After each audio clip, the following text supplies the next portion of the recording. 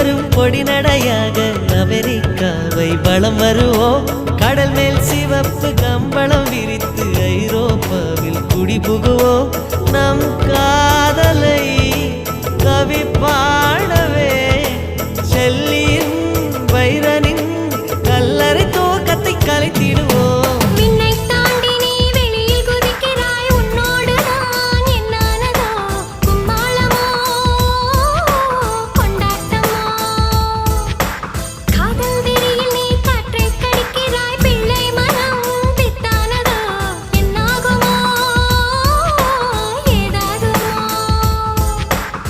வாடை காற்றுக்கு வயசாச்சு, வாழும் பூமிக்கு வயசாச்சு.